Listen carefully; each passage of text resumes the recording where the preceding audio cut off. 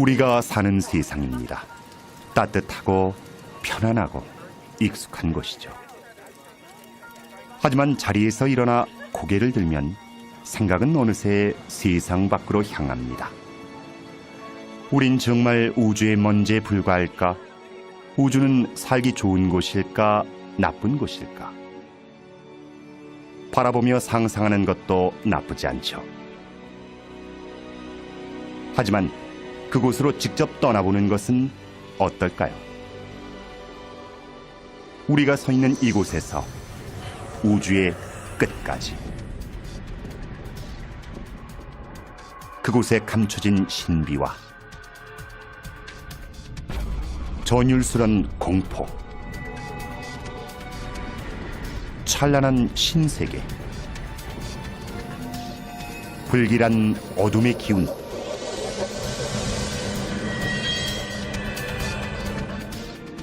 시간의 시작, 세상의 종말. 끝까지 갈 자신이 있으십니까? 아니면 포기하시겠습니까? 선택은 여러분의 몫입니다.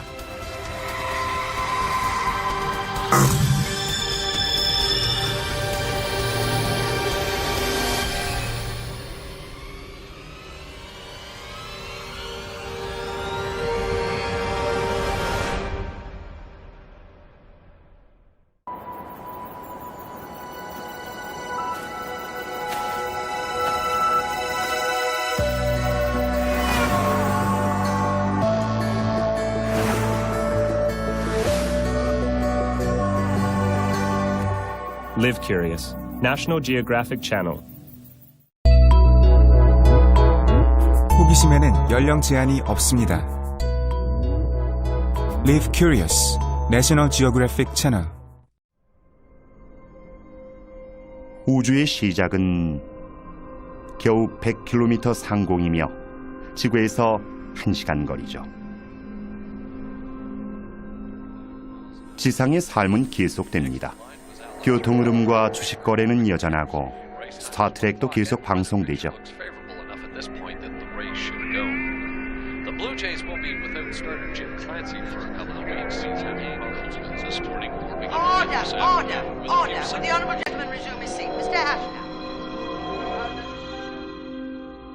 하지만 우린 떠나야 합니다. 저 너머 펼쳐진 거대한 검은 바다로.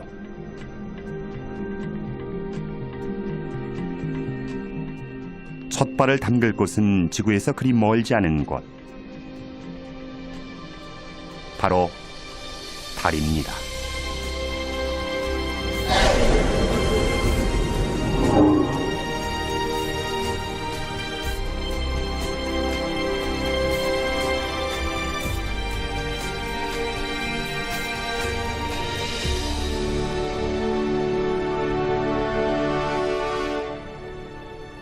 이곳에 다녀간 우주인은 수십 명, 그중 12명이 달에 발을 디뎠죠.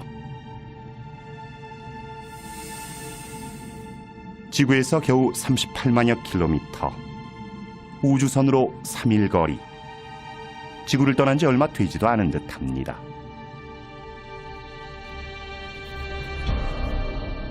지구가 내다보이는 익숙하고 안전한 곳,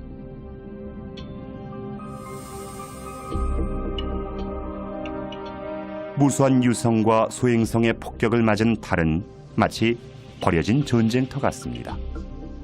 지금은 고요한 것을 보니 수백만 년 동안 큰 충돌은 없었던 듯합니다.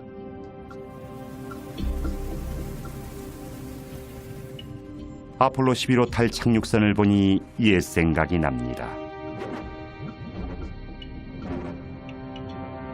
닐 암스트롱이 남긴 최초의 발자국, 흔적을 지울 공기가 없어 갓 찍힌 것처럼 선명합니다.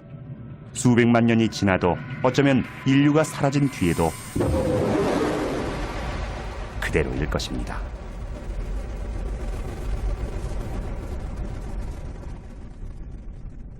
시간이 많지 않습니다. 이제 본격적으로 여행을 시작해야죠. 인류의 발길이 닿지 않은 곳까지.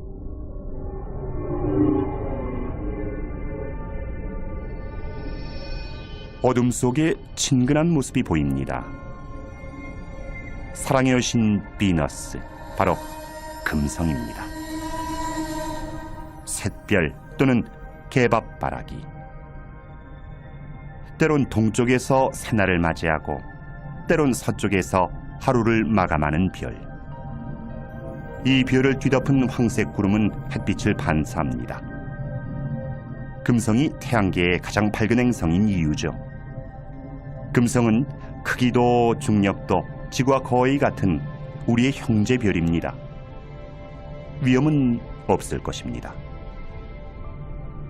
그런데 금성 탐사선 비너스 익스프레스가 조사한 바에 따르면 이 눈부신 구름은 강한 황산이며 행성 대기는 이산화탄소로 가득하다고 합니다. 명백한 경고입니다.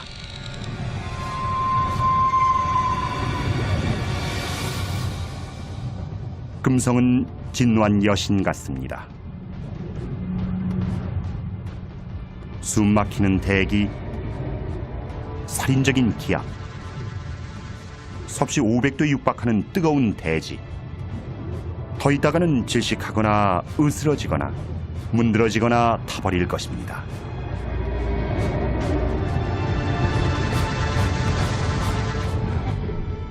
여기선 그 무엇도 살아남지 못합니다. 소련의 탐사 로봇 베네라도 예외가 아니었죠. 가혹한 환경을 견디지 못하고 부서졌습니다.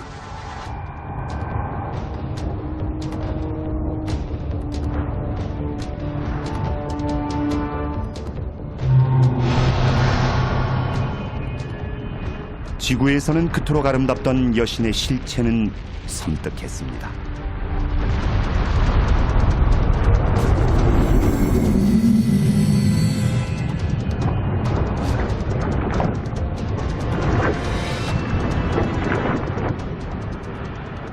수천 개의 분화구로 표면이 울퉁불퉁한 금성은 지옥이 따로 없습니다. 대기의 주성분인 이산화탄소가 태양열을 가두는 바람에 온난화가 걷잡을 수 없이 진행된 상태입니다. 어쩌면 금성도 형제별 지구처럼 평온한 별이었을지도 모릅니다. 그것이 사실이라면 이것이 우리 별의 미래는 아닐까요?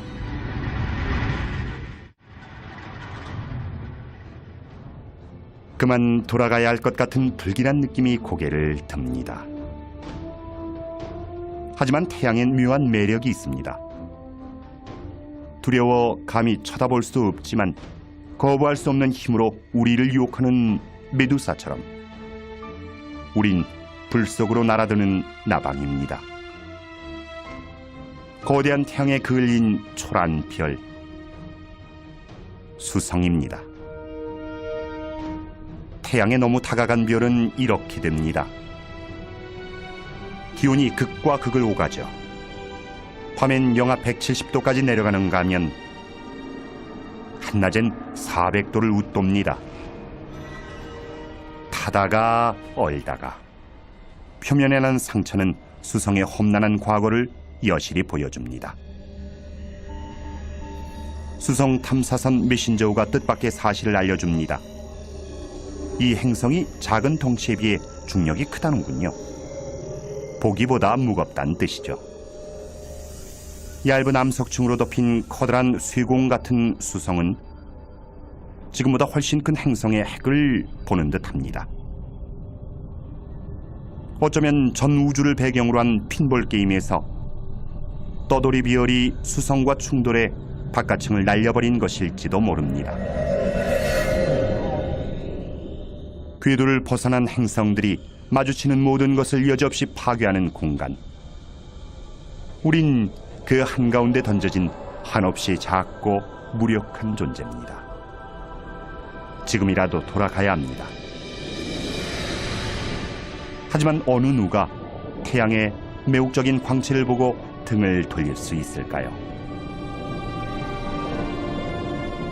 우리의 빛이자 생명. 우린 전적으로 태양의 의지에 태양을 중심으로 살아갑니다. 그뿐이 아닙니다. 태양은 전차를 타고 하늘을 달리는 그리스의 신 헬리우스며 매일 아침 부활하는 이집트 신 라며 스톤헨지에서 떠오르는 하지의 태양입니다.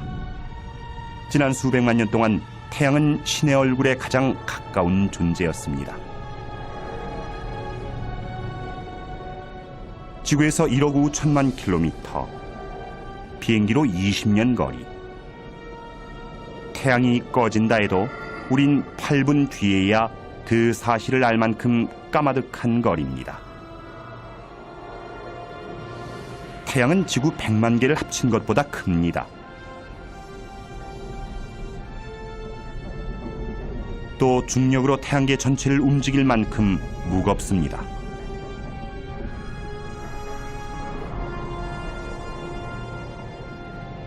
하지만 실물이 있는데 숫자가 무슨 소용일까요?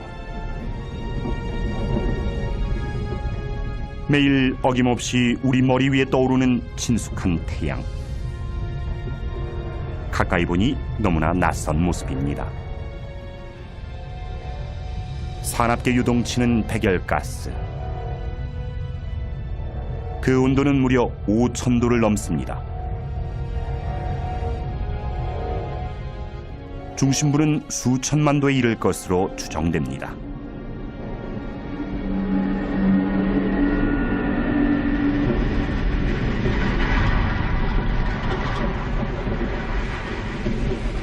이 뜨거운 온도는 핵 반응을 일으키며 초당 수백만 톤에 달하는 물질을 에너지로 바꿉니다. 인류가 생산한 총 에너지보다 많죠. 지구에서 보고 느끼는 빛과 열이 바로 이 에너지입니다. 하지만 가까이에서 본 느낌은 사뭇 다릅니다. 전기와 자기의 작용이 아주 활발하죠. 홍염이라고 하는 고리 모양의 거대한 백열가스에서 방출되는 것입니다. 홍염 한 개는 화산 1000만 개보다 많은 에너지를 내뿜으며 그 안에 지구를 통과시켜도 수만 킬로미터의 여유가 남을 만큼 거대합니다.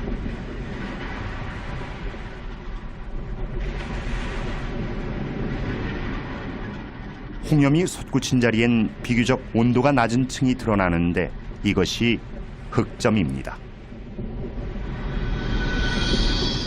주변 온도보다 조금 낮은 탓에 검어 보이지만 지구에 있는 어떤 물질보다 뜨거우며 크기도 어마어마합니다. 어떤 것은 지름이 5만 킬로미터를 넘는 것도 있습니다. 플레어입니다.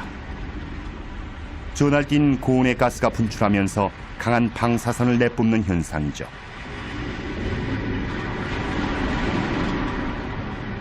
언젠가 태양의 연료가 바닥나면 이 모든 것은 멈출 것입니다.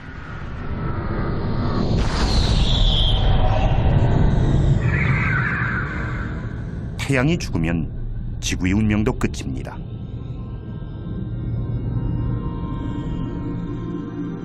생명을 주기도 하고 빼앗기도 하는 이 신은 우리에게 거리를 두라 경고합니다.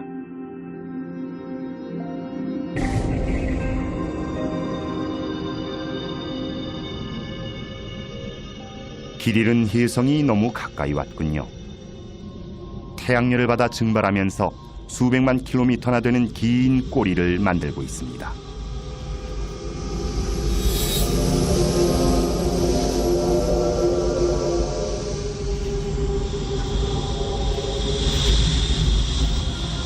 내부는 얼어 있습니다.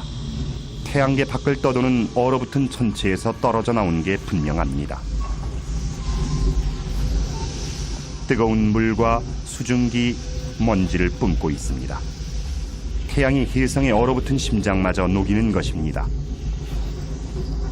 시커먼 때가 묻은 커다란 눈덩이 같은 모습이죠.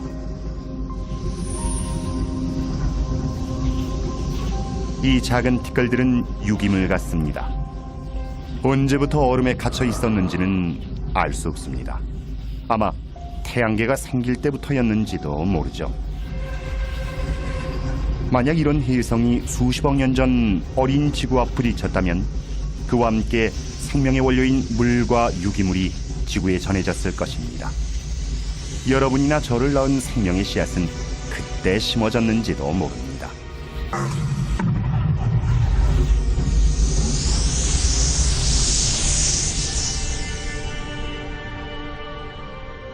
이것이 지금 지구에 떨어진다면 어떨까요?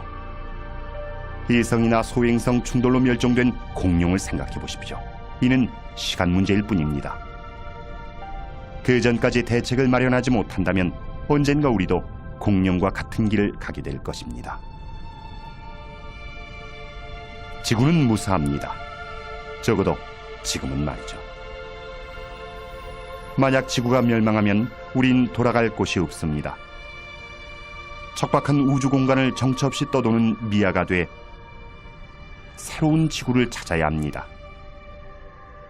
햇빛과 물과 공기가 있고 너무 춥지도 덥지도 않아 사람이 살기 좋은 곳, 이 넓은 우주 어딘가엔 그런 곳이 반드시 있을 것입니다.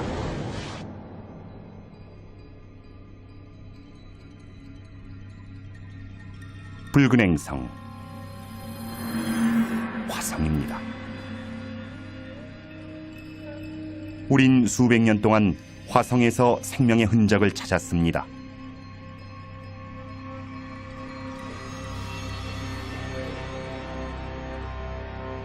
이곳 어딘가 위기 생명체가 있을지도 모릅니다. 하지만 그게 사실이라면 역사서와 과학서를 새로 써야 하는 것은 물론 우리의 세상은 발칵 뒤집힐 것입니다. 모든 것이 달라질 수도 있다는 말입니다.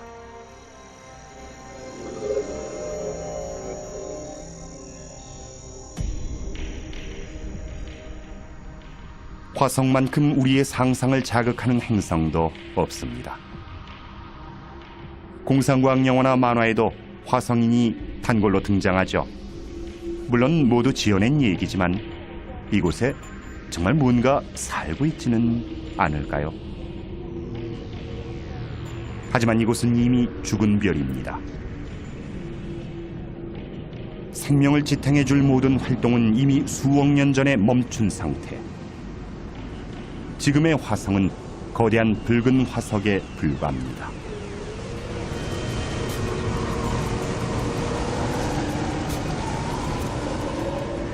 뭔가 움직입니다. 지구에서 본 어떤 토네이도보다 큰 초대형 회오리 바람입니다.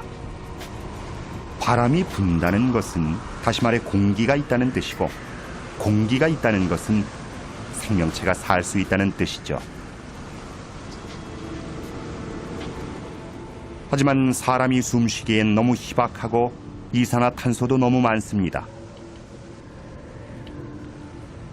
태양의 자외선을 걸러줄 장치도 없습니다. 게다가 기온은 영하 80도까지 떨어져서 지표와 극지방의 물은 물론 대기 중 수증기까지 얼어 눈이 됐습니다.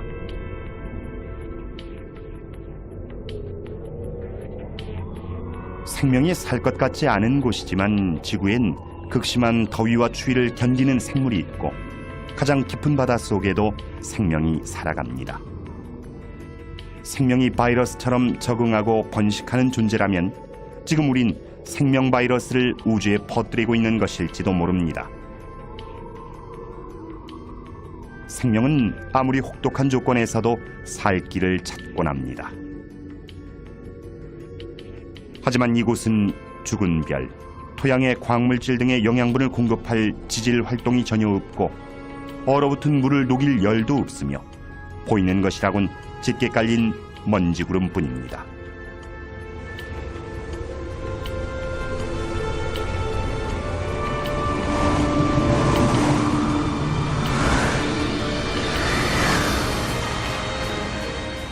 하지만 이것을 잊으면 안 되겠죠. 거대한 고대 화산 올림푸스 몬스. 에베레스트 산보다 무려 3배나 높고 스페인 땅을 거의 다 덮을 정도로 넓은 산입니다.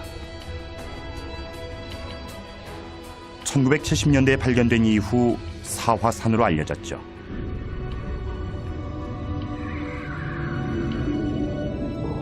산비탈에 이상한 흔적이 보입니다. 용암이 흘렀던 자국 같습니다.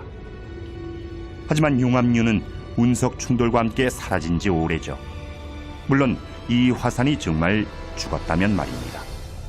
그게 아니라면 지금도 이 밑에 마그마가 있을지도 모릅니다. 그렇다면 얘기가 달라지죠. 화산 활동은 땅속에 얼어붙은 물을 녹이고 광물질과 영양소를 순환시킵니다. 생존에 필요한 조건이 마련되는 것이죠.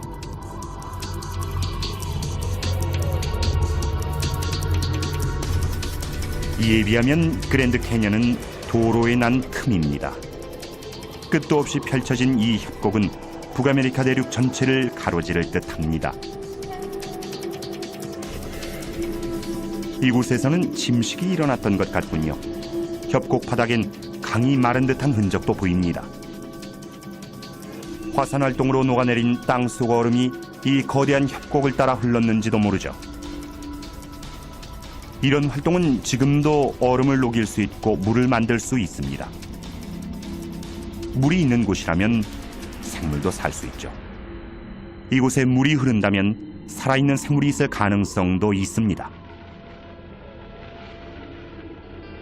적막한 풍경 사이로 움직이는 것은 미국의 탐사 로봇 오퍼튜니티 호입니다. 이 황량한 벌판이 먼 옛날 생명체가 살던 호수나 바다였다는 증거를 찾고 있는 것이죠.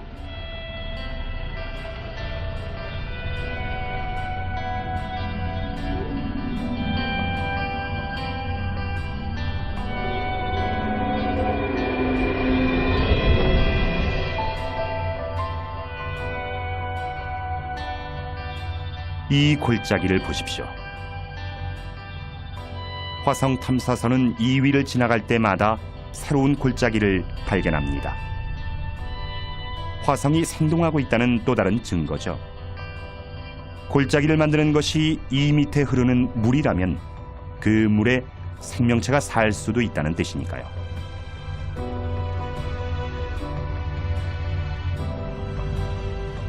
그것을 찾는 게 문제죠. 어쩌면 그것은 화성이 아닌 지구에 있는지도 모릅니다. 지구의 생명체가 여기서 비롯됐다는 학설이 있습니다. 화성이 소행성과 충돌하면서 미생물이 풍부한 화성 파편이 우주로 떨어져 나와 어린 지구에 떨어졌고 그곳에 생명의 씨앗을 심었다는 설이죠. 우리가 화성에 이토록 이끌리는 것도 인류의 고향이기 때문은 아닐까요? 그렇다면 우린 모두 화성인인 셈입니다.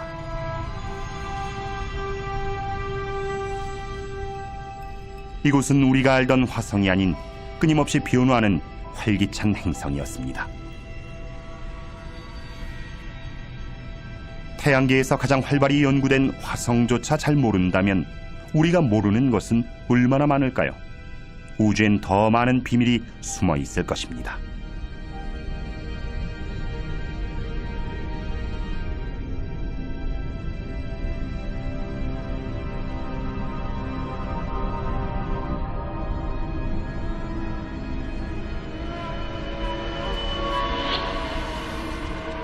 점점 겁이 납니다.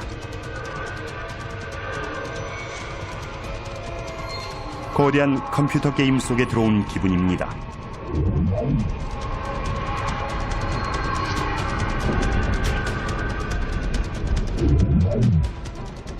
하지만 너무 생생합니다. 지름이 수백 킬로미터에 달하는 소행성도 있습니다.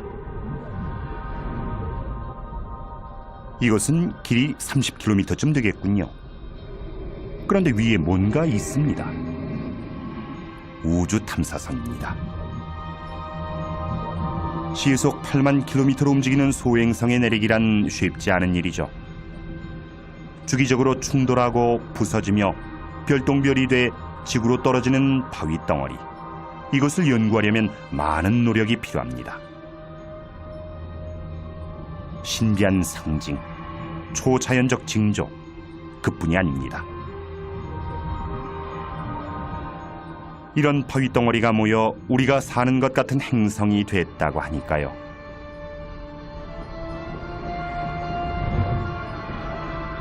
지구에 떨어진 운석의 나이를 따져보면 지구가 45억 년 전에 태어났음을 알 수 있습니다. 이들은 결국 지구와 태양계의 출생 증명서인 셈이죠. 그런데 이것들은 행성이 되지 않았습니다. 어떤 강력한 힘이 결합을 방해한 것입니다.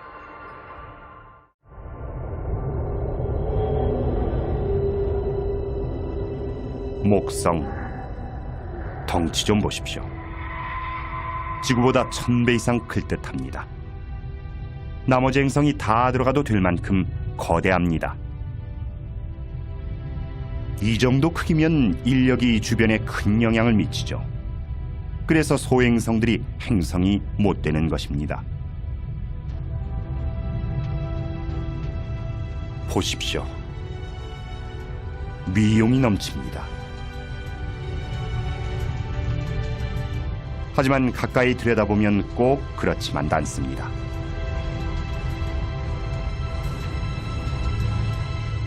이 거대 행성은 거의 기체로 되어 있습니다.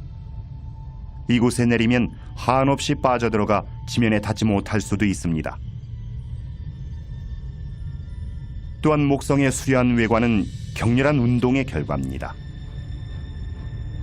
행성이 맹렬한 속도로 자전하면서 시속 수백 킬로미터의 바람을 일으키고 이것이 줄무늬와 소용돌이, 휘우리 구름을 만들어내는 것이죠.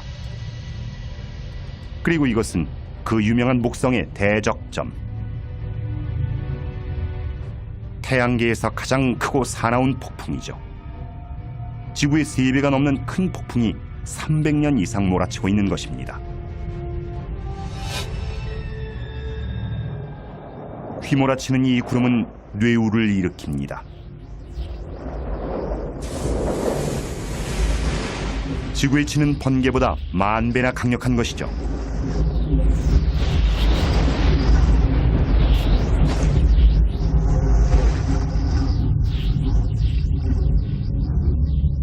목성을 제대로 안전하게 관찰하려면 아무래도 거리를 둬야 할 듯합니다. 극지방에서 너울대는 것이 지구의 오로라처럼 아름답군요.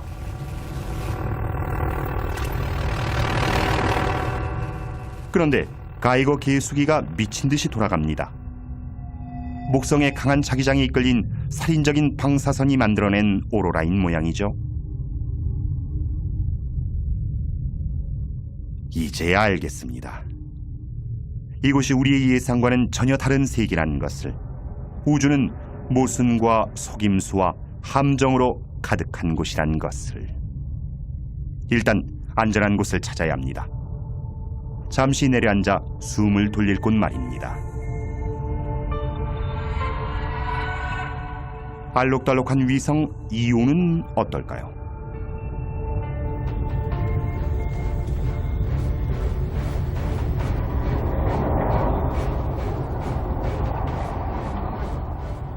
울긋불긋한 색의 정체는 녹아내린 바위와 유황, 화산, 뜨거운 화산재와 유황이 수백 킬로미터 위로 치솟고 있습니다.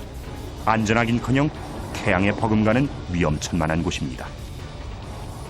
우주의 끝으로 가는 우리의 여정은 어느새 생존 싸움이 돼버렸습니다. 하지만 이 모든 위험이 지나면 진정 경이로운 광경이 우리를 기다리고 있을 것입니다.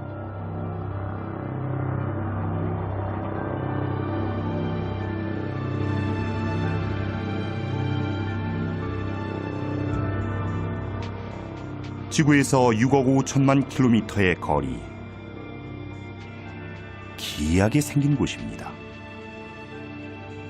그런데 왠지 낯이 있군요.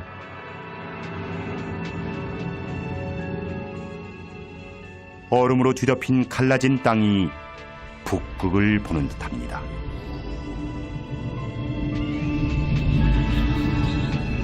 유로파입니다. 지구의 북극처럼 이 얼음도 물에 떠 있는 것은 아닐까요? 액체 상태로 말입니다.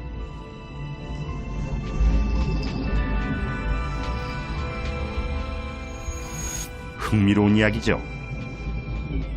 하지만 태양에서 8억 킬로미터 떨어진 유로파가 꽁꽁 얼지 않았을 리 없습니다.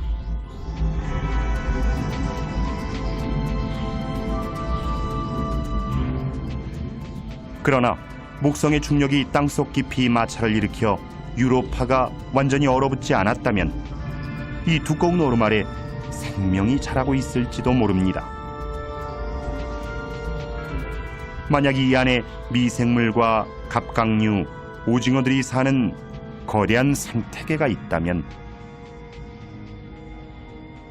우린 이 얼음층을 사이에 두고 외계 생명체와 마주하고 있는 것입니다. 하지만 우주선을 보내 얼음을 뚫지 않는 한 유로파는 태양계 불가 사이로 남아있을 것입니다.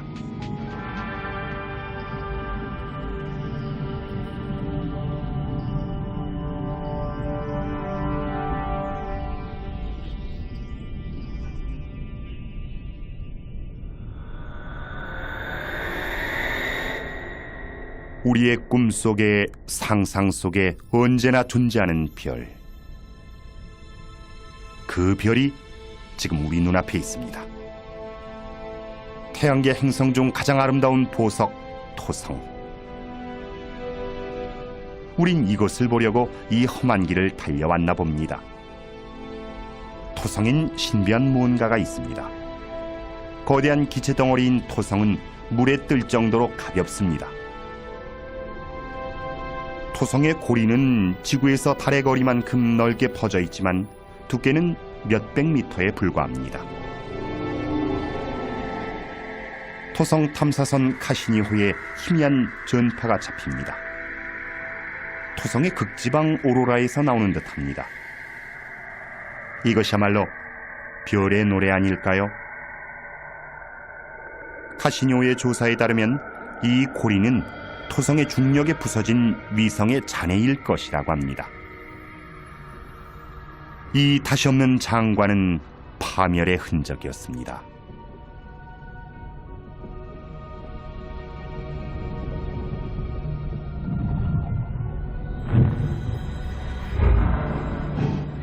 무수히 많은 얼음알갱이, 어떤 것은 각얼음처럼 작고 어떤 것은 집채만 합니다. 서로 부딪히고 떨어져 나가고 다시 뭉치고 초창기 태양계를 보는 듯합니다. 먼지와 기체가 갓 태어난 태양 주위를 돌고 인력이 신기한 작용을 하던 시대.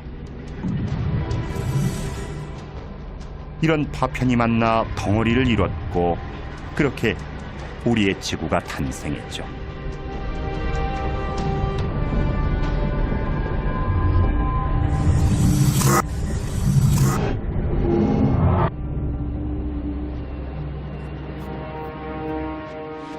토성의 아름다운 자태에 넋을 놓고 있을 수만은 없습니다. 이제 그만 눈을 돌려야 합니다. 아직도 갈 길이 멀고 배울 것도 많으니까요. 그런데 눈앞에 보이는 가장 큰 물체가 발길을 붙잡습니다. 짙은 구름에 둘러싸인 위성 타이탄입니다.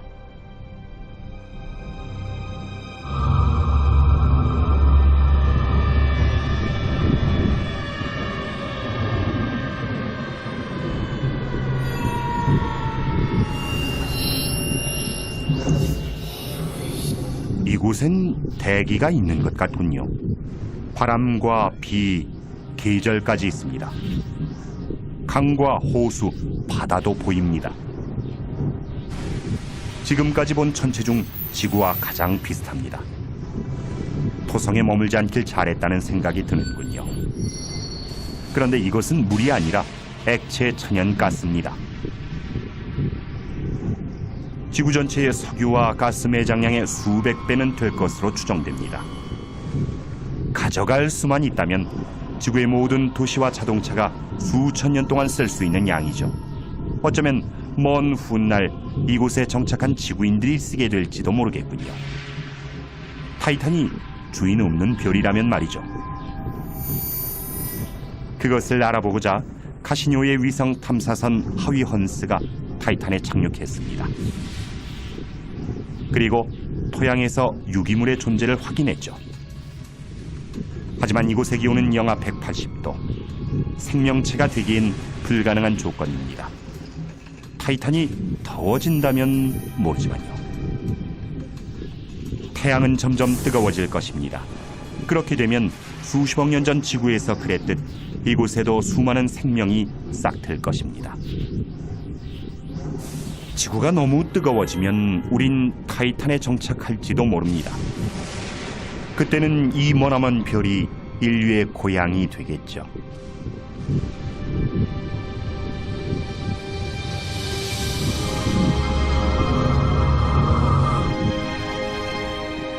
지구에서 벌써 10억 킬로미터 이상 날아왔습니다. 여기서부터 지구는 우리 시야를 벗어납니다.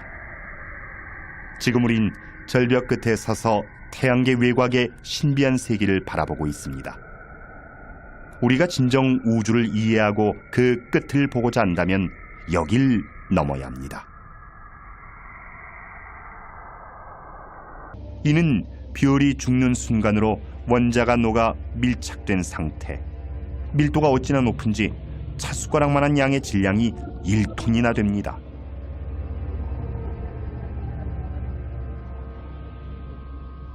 이는 태양의 쓸쓸한 운명을 보여줍니다. 지금으로부터 60억 년 뒤 태양은 백색 외성이 됩니다. 태양의 죽음은 곧 지구의 종말을 의미하죠. 지금까지 얼마나 많은 세상이 뜨고 졌을지, 얼마나 많은 별의 역사가 묻혀버렸을지 문득 궁금해집니다.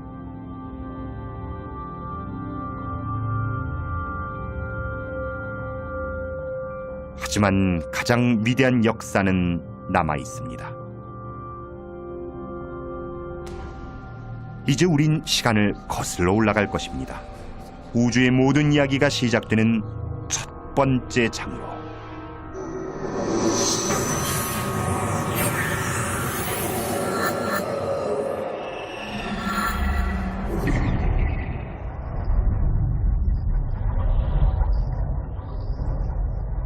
죽은 별의 잔해가 흩어져 있습니다. 기딱지 모양의 기의 성운입니다. 지구에서 6,000광년 떨어진 별들의 무덤 한가운데죠.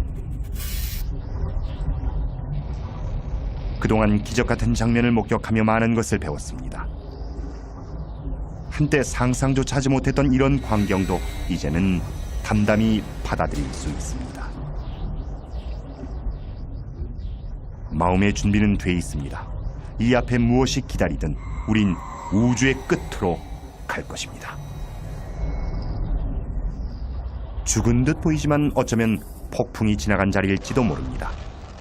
별의 폭발 같은 거대한 별을 먼지와 가스 구름으로 만들 만큼 강력한 폭발이라면 초신성이겠죠.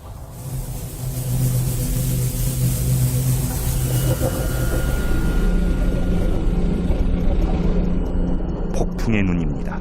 맥동하며 자전하는 별 벌써.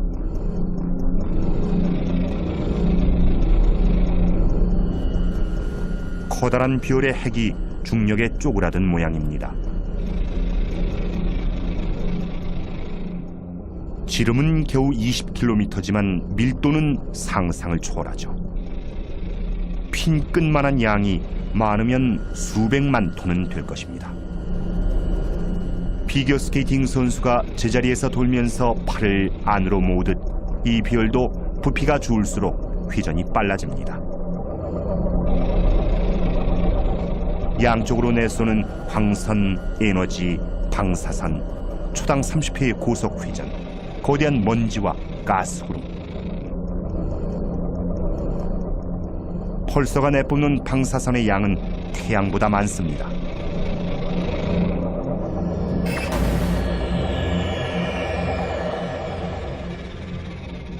지금까지 이보다 더 무서운 존재는 없었습니다.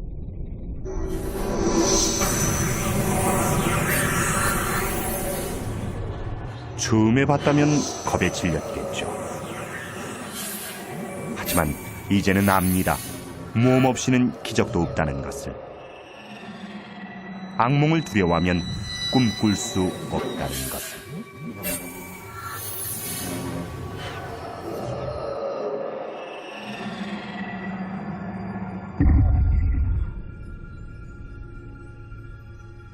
묘한 기분이 듭니다. 뭔가 좋지 않은 일이 일어날 것만 같은 기분 나쁜 느낌입니다. 절대 마주치고 싶지 않았던 그것. 뒤에 있는 별빛마저 새나오지 못하는 지독한 암흑. 우린 종말의 모습을 보고 있습니다. 거대한 별의 시체. 블랙홀입니다.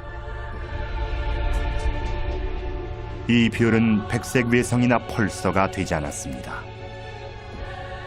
대신 계속 줄어들었죠. 수축을 거듭한 끝에 지름은 겨우 몇 킬로미터로 줄었습니다. 밀도가 펄서보다 훨씬 큰 가공할 천체가 된 것이죠.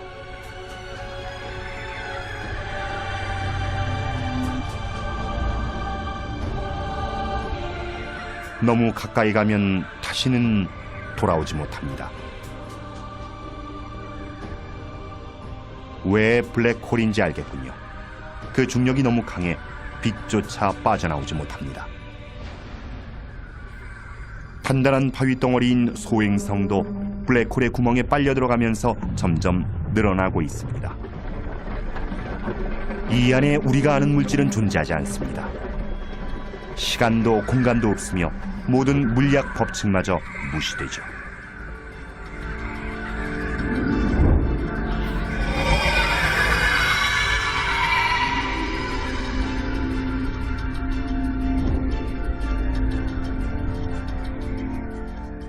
소행성은 사라졌습니다. 어디로 갔는지는 아무도 모릅니다. 인간 이해력의 한계죠. 우리 은하엔 하늘의 별보다 많은 블랙홀이 있을 것입니다. 하지만 우린 볼 수 없겠죠. 그 순간 모든 것이 끝날 테니까요.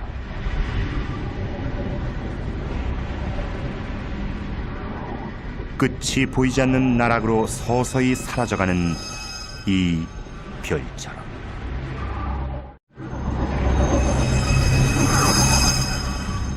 이곳도 거대한 블랙홀 안은 아닐까요? 어쩌면 이 우주 역시 다른 우주의 블랙홀 아닌지도 모릅니다. 한참 생각하다 보면 현기증이 납니다. 보면 볼수록 모르는 것만 많아지는 듯합니다. 하지만 우리 은하가 생각보다 훨씬 복잡하고 위험한 것만은 분명합니다.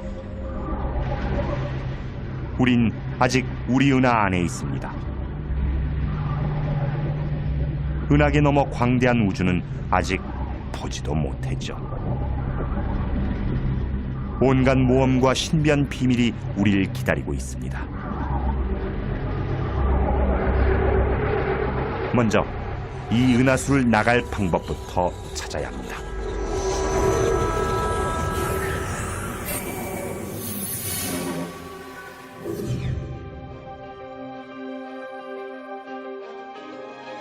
지구에서 7,000광년 떨어진 곳. 하지만 아직 우리 은하 아닙니다. 한없이 아름답고 신비한 나무로 가득한 밀림에 들어선 기분입니다. 이대로는 나무에 가려 숲을 볼 수가 없습니다. 어떻게든 이 숲을 빠져나가 은하계 끝으로 가야 합니다. 그래야 은하계와 우리의 기원을 조금이라도 알 수 있을 테니까요. 하지만 눈앞의 풍경이 발길을 머물게 합니다. 찬란히 빛나는 구름 위로 피어오르는 거대한 먼지 기둥. 이것이 창조의 기둥입니다. 먼 은하계로 통하는 문 같습니다. 양쪽 기둥에 조그만 것들이 박혀 있습니다. 별의 씨앗을 품고 있는 것이죠. 별 하나가 우리의 태양계만 합니다. 자연의 창조력에 또 한 번 고개가 숙여집니다. 하지만 매혹적인 광경에 빠져 언제까지 넋을 잃고 있을 수만은 없습니다. 우린 은하계 끝을 향해 떠나야 합니다.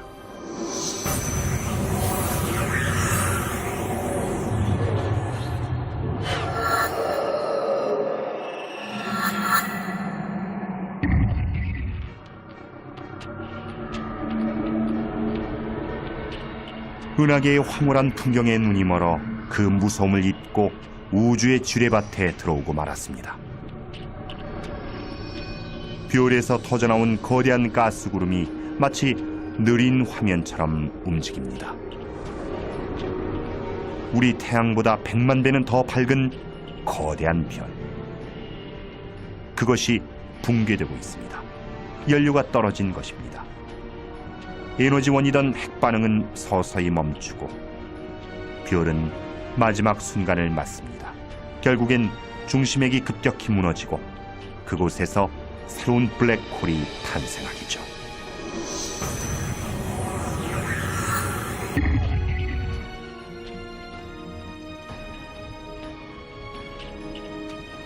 이 별은 그보다 더 크고 굉장히 불안정합니다.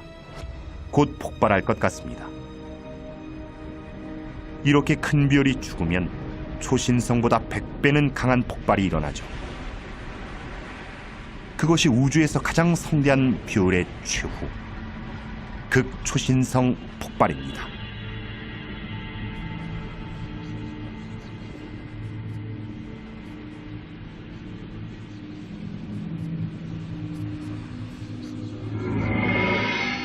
붕괴된 핵은 블랙홀이 됩니다.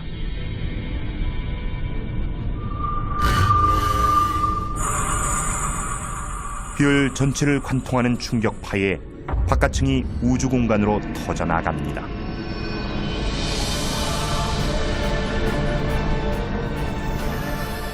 치명적인 방사능이 퍼집니다. 근처에 있던 운 나쁜 행성을 파멸로 몰아가기에 충분한 양이죠. 4억 5천만 년 전 지구의 모든 생물이 절멸하다시피 했던 사건의 원인도 이것이었을지 모릅니다.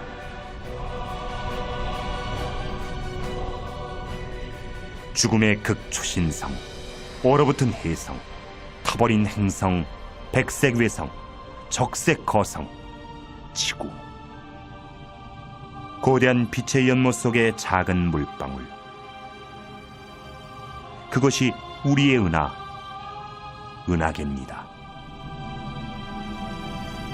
우리 별은 어디일까요? 여기 답이 있습니다.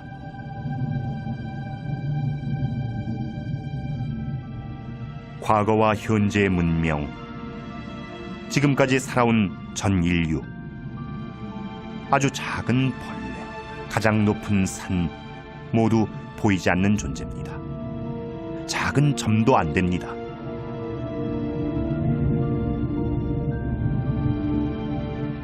우리 지구는 보잘것없는 별을 도는 작은 행성입니다.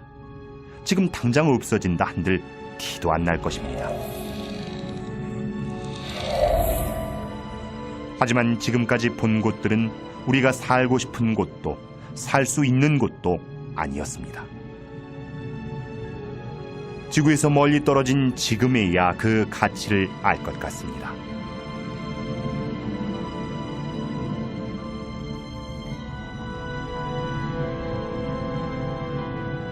이 별들을 보십시오. 헤아릴 수 없이 많습니다. 생명을 품을 수 있는 별이 하나쯤, 아니 그 이상 있을 것입니다.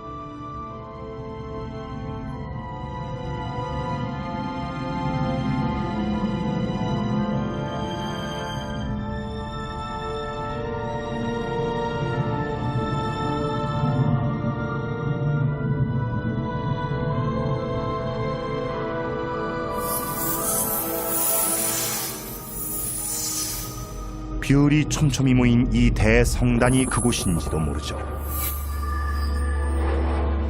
1970년대 천문학자들은 우리 DNA의 세부 구조와 태양계 지도가 담긴 메시지를 이쪽으로 보냈습니다. 하지만 이렇게 먼 곳까지 그 메시지가 닿으려면 적어도 2만 5천 년은 걸립니다. 우리가 아직 외계 생명체를 보지 못했다고 해서 우주에 다른 생명이 없다고 단정할 수는 없습니다. 발달된 외계 문명의 수를 추산할 수 있는 방정식이 있습니다. 계산 결과 놀라운 결과가 나왔죠. 우리 은하에만 수백만 개의 문명이 존재할 수 있다는 것이었습니다.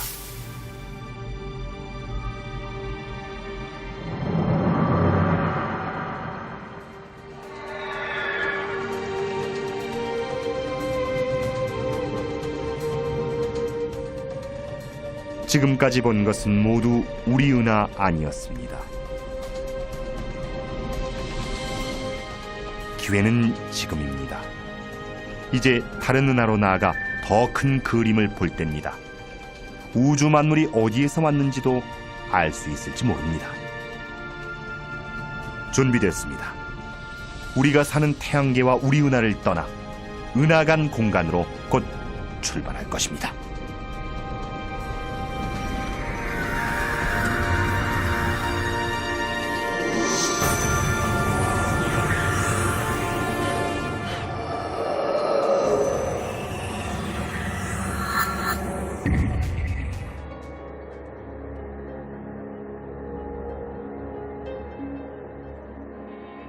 은하계 너머, 은하 사이의 광활한 공간을 지나 우린 드디어 은하간 공간에 무사히 진입했습니다.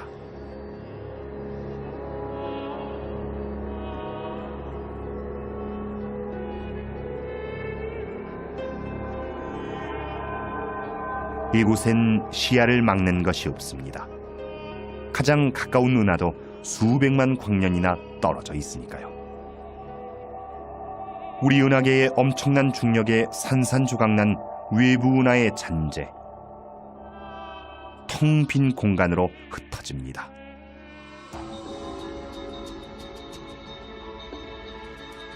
이곳은 우주에서 가장 완벽한 진공에 가까운 상태지만 정말 아무것도 없는 것은 아닙니다. 기체가 희미하게 남아있고 먼지도 10개 흩어져 있습니다. 그뿐이 아닙니다. 암흑물질도 있습니다. 우린 볼 수도 느낄 수도 맛볼 수도 만질 수도 계량할 수도 없는 불가사의한 물질이죠. 하지만 우주 구성 성분의 90% 이상을 차지할 만큼 흔한 것입니다. 암흑물질이 정말 존재한다면 세상에 빈 공간이란 없으며 이곳 또한 물질로 둘러싸여 있다는 뜻이 됩니다. 그 존재를 증명하는 것은 이 물질이 은하에 미치는 힘입니다. 이것이 그 예죠. 대마젤란운.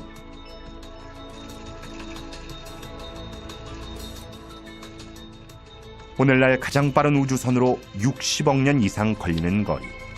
다시 말해 은하계의 인력권 끝에서부터 16만 광년 떨어진 곳입니다. 회전하는 은하가 우주로 흩어지지 않는 것은 무언가가 잡고 있다는 뜻이죠. 눈에 보이지 않지만 강력한 암흑물질이 그것입니다. 별, 성단, 성운 모두 거대한 천문학의 보고입니다.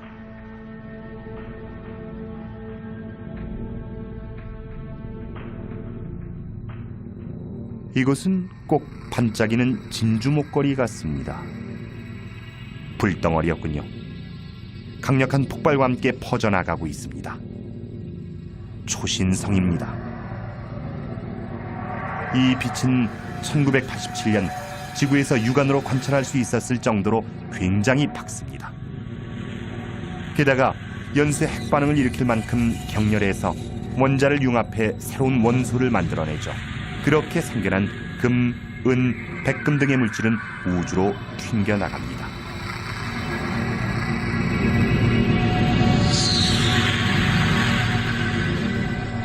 여러분 손가락의 금반지도 수십억 년 전 몇 조 킬로미터 떨어진 이런 거대한 초신성에서 만들어진 것입니다.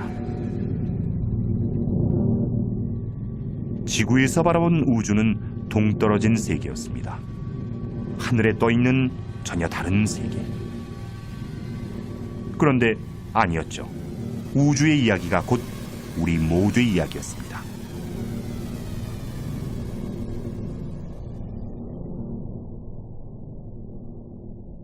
그렇게 생각하니 막막한 바다에서도 용기가 납니다. 우린 계속 나아갑니다. 더 멀리, 더 빨리.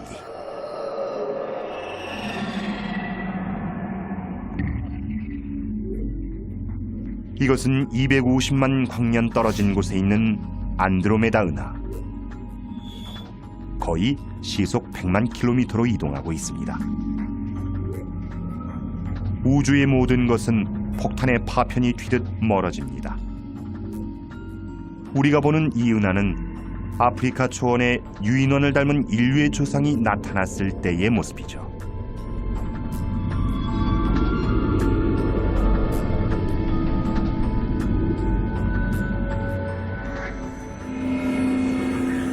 시간을 거슬러 올라가 좀 더 먼 곳으로 갑니다. 뭔가 이상합니다. 은하 전체가 폭발하고 있습니다. 이 정도 대규모 폭발을 일으킬 수 있는 것은 다른 은하밖에 없습니다. 세상의 종말 같습니다. 하지만 여태 본 것으로 보아 그리 단순할 리 없습니다. 이 은하는 죽는 게 아닙니다. 새로운 별과 함께 새로운 모습으로 다시 태어나는 것이죠. 먼지와 가스가 충돌하면 마찰과 충격파가 발생하고 그 힘으로 새 별이 태어날 테니까요.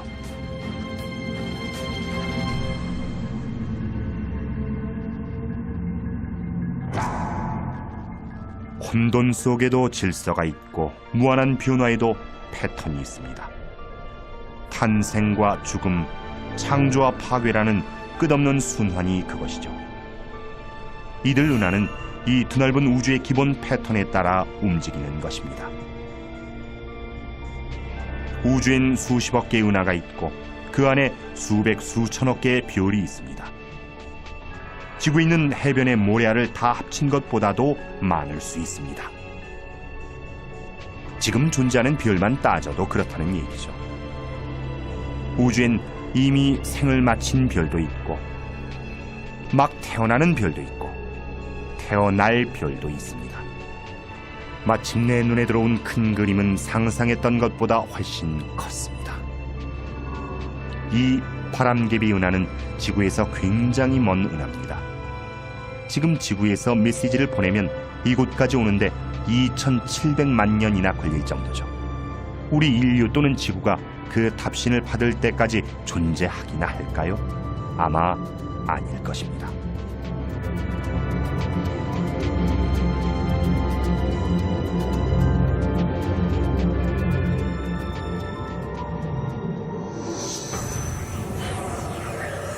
계속해서 시간을 거슬러 갑니다. 공룡이 멸종된 시대를 지나고 지상에 처음 생물이 나타난 순간도 지났습니다.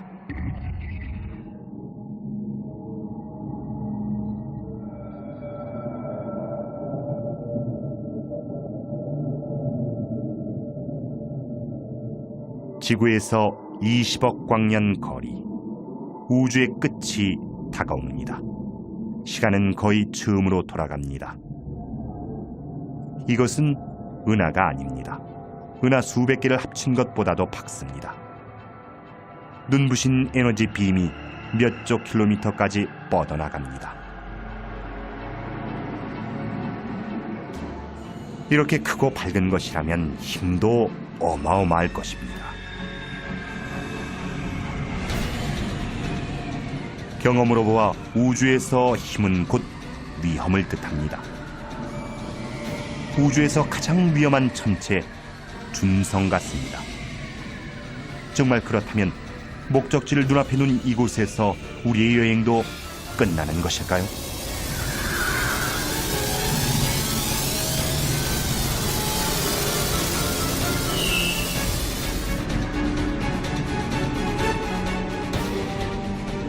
우주에서 가장 강력하고 가장 치명적인 천체 준성. 수백 개의 은하보다 밝게 빛나며 소용돌이 치는 초고온의 가스 덩어리.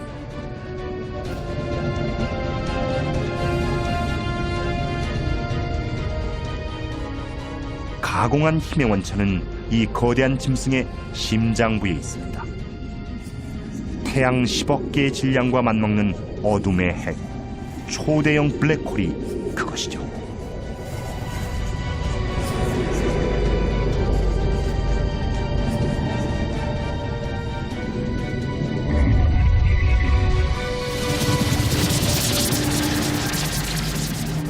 이것은 별을 통째로 산산조각 내고 그 가스를 모조리 빨아들입니다.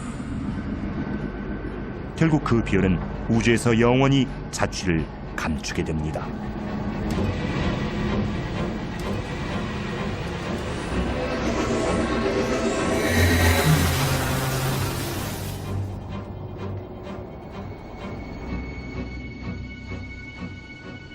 우린 우주의 가장 무서운 힘을 목격했고 그 파괴력이 얼마나 굉장한 것인지도 알았습니다.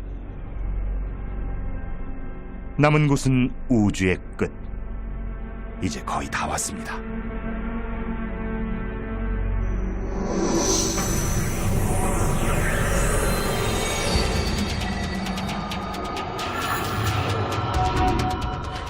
아직 더 가야 합니다. 미지의 영역으로 넘어가려면 더 빨리 움직여야 합니다.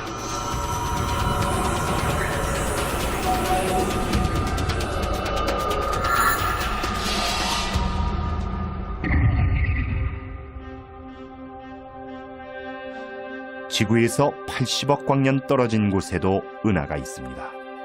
그런데 좀 다릅니다. 작고 초라한 것들만 모여 있습니다. 시간을 한참 거슬러 온 탓에 우린 지구가 태어나기도 전에 은하를 보고 있습니다. 아직 덜 자란 어린 은하입니다. 이 모든 것의 근원지가 멀지 않습니다. 120억 광년 전,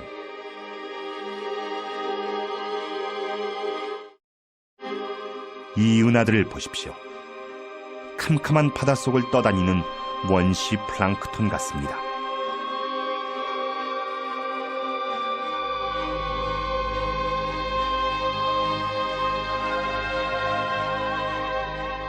먼지와 가스구름이 춤을 추며 형태를 이루고 한데 뭉쳐 은하의 씨앗이 만들어지는 신비한 광경입니다. 우리 은하도 이렇게 태어났겠죠.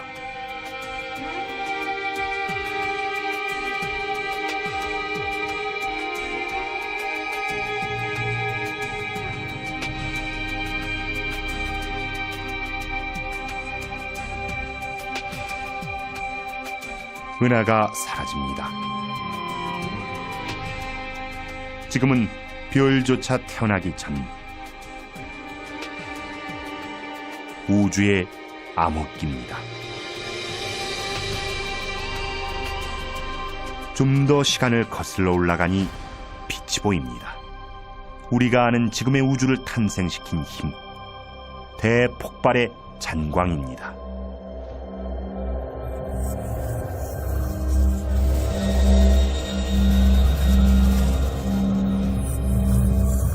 거의 다 왔군요.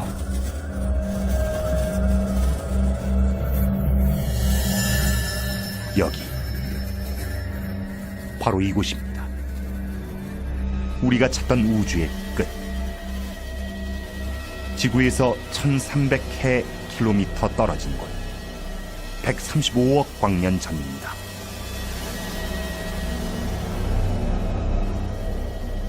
우주 역사상 가장 격렬한 창조의 순간, 빅뱅이 일어나던 바로 그 순간입니다. 이 세상 모든 것은 이때부터 존재했죠.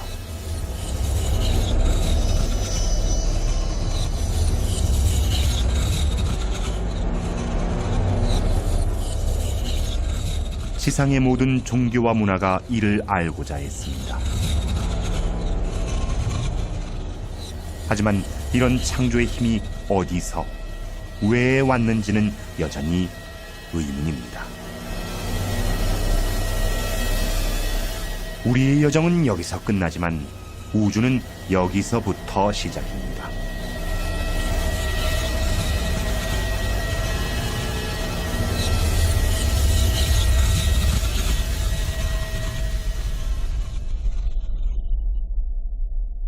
한없이 작고 뜨거운 고밀도의 점이 폭발합니다.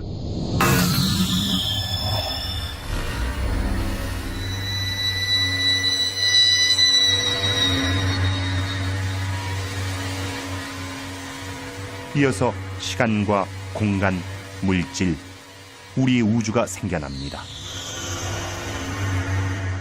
처음엔 원자보다 더 작은 입자만 하던 것이 어느 찰나인가 손바닥으로 쥘 수 있을 만큼 커집니다.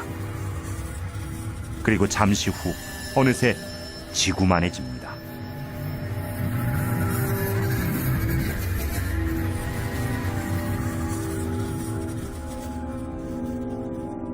빅뱅에서 터져나온 빛은 지금 이 순간에도 희미한 전파 형태로 퍼져나가고 있습니다.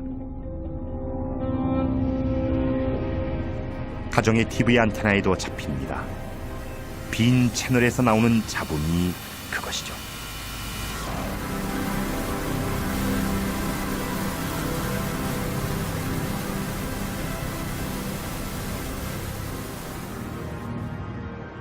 이젠 폭발의 충격파를 타고 거슬러 온 시간을 되돌아갑니다.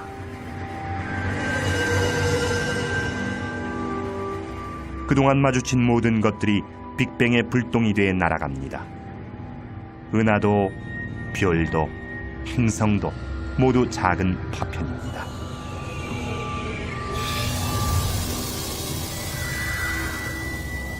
다시 우리 은하계로,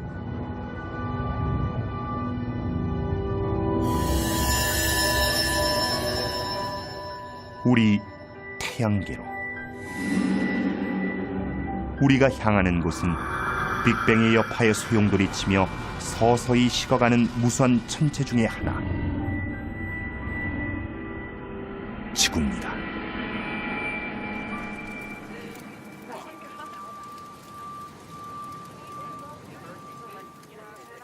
우린 과거로 거슬러 올라가 미래를 봤습니다. 30억 년 뒤 거대한 안드로메다 은하가 우리 은하와 충돌합니다. 새 은하가 탄생합니다. 살아남은 태양과 그 행성들은 새 은하를 도는 커다란 궤도 안으로 던져집니다. 이후 태양은 적색 거성이 돼 수성과 금성을 삼켜버리고 초토화된 지구에서는 모든 생명이 자취를 감춥니다.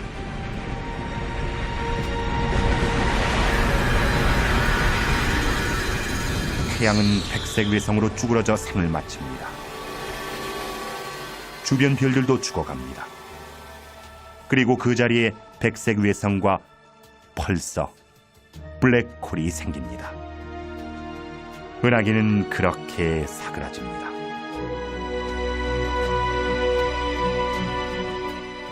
빅뱅 이후 우주는 빛을 잃으며 죽어가고 있습니다.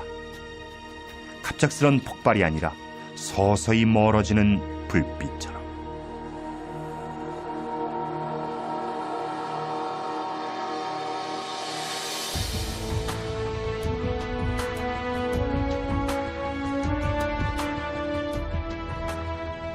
하지만 죽어가는 우주를 벗어날 길이 어딘가 있을 것입니다. 어쩌면 우리의 먼 후손은 시공을 가로지르는 웜홀을 찾아낼 수 있을지도 모릅니다. 어딘가 또 다른 우주가 있다면 우리 후손은 쇠락한 우주를 떠나 비슷한 곳을 찾아갈 것이고, 그곳에서 또 다른 젊은 지구를 만날 수 있을 겁니다. 운이 좋으면 그들은 새로운 우주에 정착해 그곳을 고향이라 부르게 될 것입니다.